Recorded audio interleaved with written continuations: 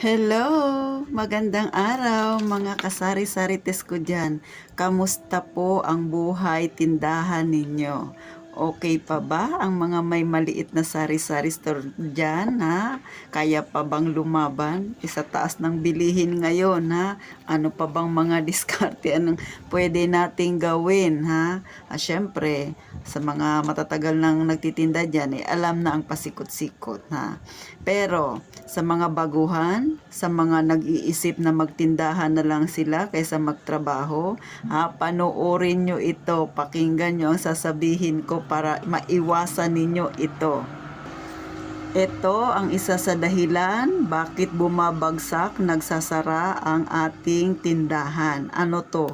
Number one, yung nagpapautang ka sa customer mo na hindi nagbabayad. Talaga namang napakakunat, makunat pa sa goma.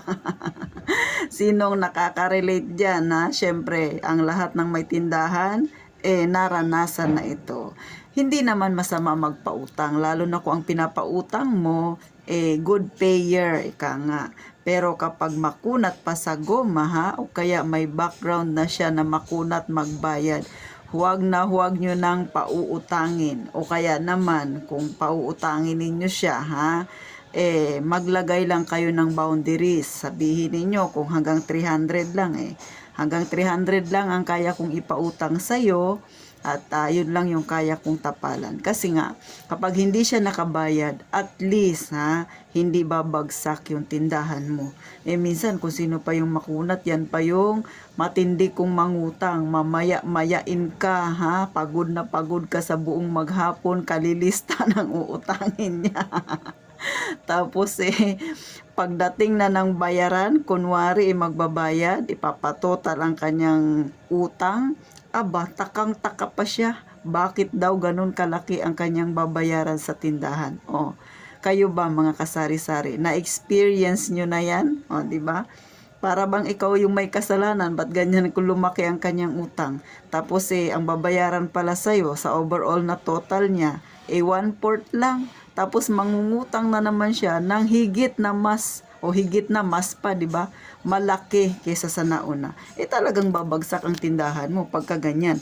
Lalo na kung ang tindahan mo kagaya sa akin ganito, maliit lang, sari-sari store, 'di ba? So mag-iingat po kayo mga kasari-sari sa ganitong klaseng customer. Ako sa palagay ko, kung may encounter ko yan, hindi ko pa naman siya na-encounter.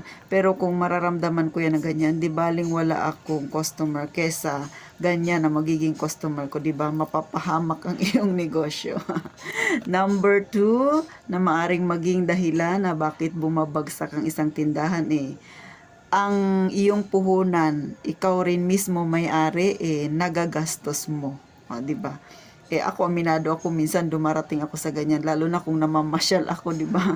Hindi ko namamalayan yung palang pera ng tindahan, nagagalaw ko, lalo na pupunta ka sa shopping mall, di ba? Sa department store, may mga sale. So, may pagkaugali din ako na yung pag may nakita ako kailangan bibilhin. Kaya ngayon, ang ginagawa ko hindi na ako pumupunta sa mga ganong lugar kung hindi naman kailangan. O ganon. Ang aking nilalagay nililista yung mga bibilhin ko at doon lang talaga ako pupunta. Hindi na ako gumagala-gala kahit saan kasi may ugali akong impulse buyer. Kaya ganon So kayo, kung may ganyan din kayong ugali iwas-iwasan na lang magpunta sa mga lugar na hindi mo kayang pigilan ang sarili mo, di ba? Ako ganun yung ginagawa ko. Kasi nga mahirap pagka nagalaw mo yung iyong puhunan, babagsak ang iyong negosyo. Katulad sa akin, dito ko lang inaasa ang lahat, di ba? So, paano pag nagsara? Di ba, mga kasari-sari? So, number 3 na dahilan bakit din isa sa nagsasara ang tindahan maling mga paninda ang yung nabibili. Wala naman talagang maling paninda sa isang sari-sari store. Pero ang ibig kong sabihin katulad ng amin dito marami ang estudyante, marami ang mga nagtatrabaho, at ang kaya lang nilang bilihin yung mga repak-repak, o di ba? So ganun ang iyong itinda. Hindi nila kayang bumili ng bultuhan o kaya maramihan, o di ba? So dapat ganun din ang iyong paninda. Hindi ka pwedeng magtaas ng magtaas. Kung ang tindahan mo nasa subdivision, okay lang 'yon, 'di ba? Medyo mataas yung mga bilihin mo doon. Mga bote-bote talagang mabibili, isang boteng toyo, isang boteng suka, 'di ba? Yung mga medyo matataas na presyo ang kaya nilang benta. Pero kung kagaya sa amin, hindi yan basta-basta bibili ng bote-bote kasi yung kanilang kita sa buong maghapon, ipinagkakasya lang nila. So, ikaw na may tindahan, na may sari-sari store, i-level mo yung iyong tindahan. So, ganun ganun ang aking ibig sabihin. Maling paninda minsan, bakit? Binibili mo yung mga paninda na hindi naman, hindi naman, sa environment mo, di ba?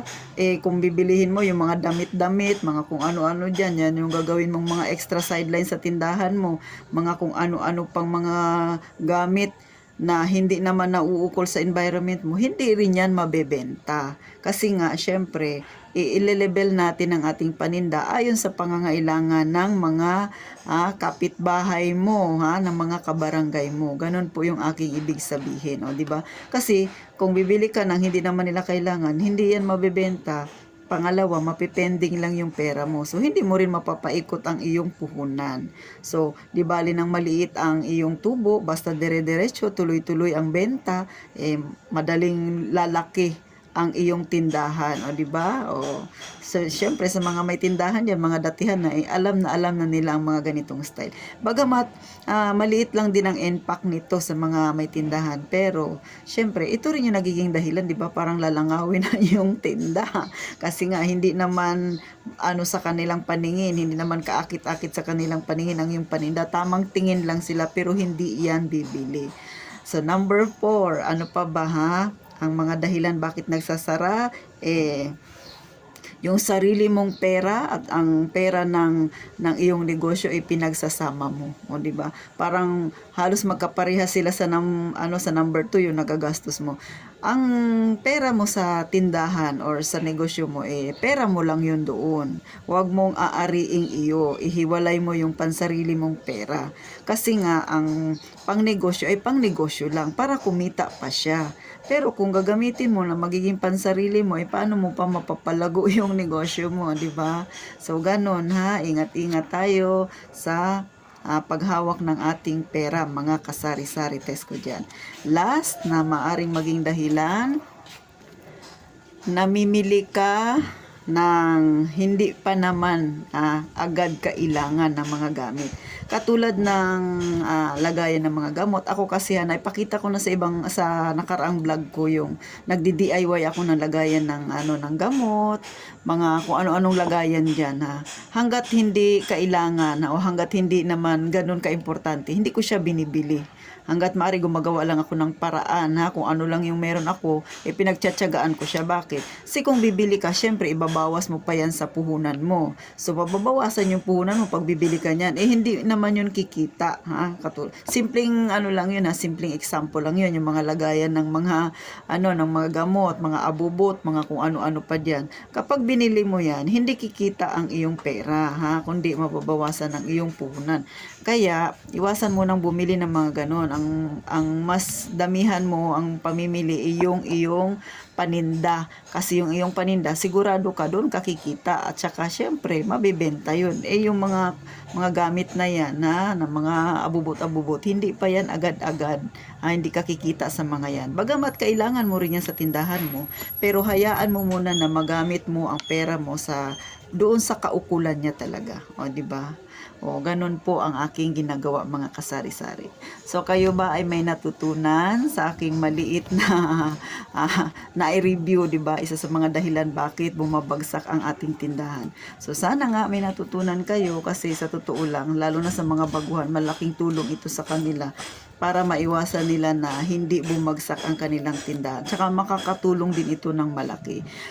So, paano po? Maraming salamat sa mga nanood. Huwag niyo po sanang kalilimutan. Pa-subscribe naman po ng aking maliit na channel na Christina Tinoy Mamarites, ha? At saka sana ma-share nyo pa ito sa inyong ibang kakilala, ha? Para matulungan din sila, lalong-lalo na sa mga baguhan pa lang diyan sa tindahan. Maraming salamat. Mag-iingat po tayong palagi.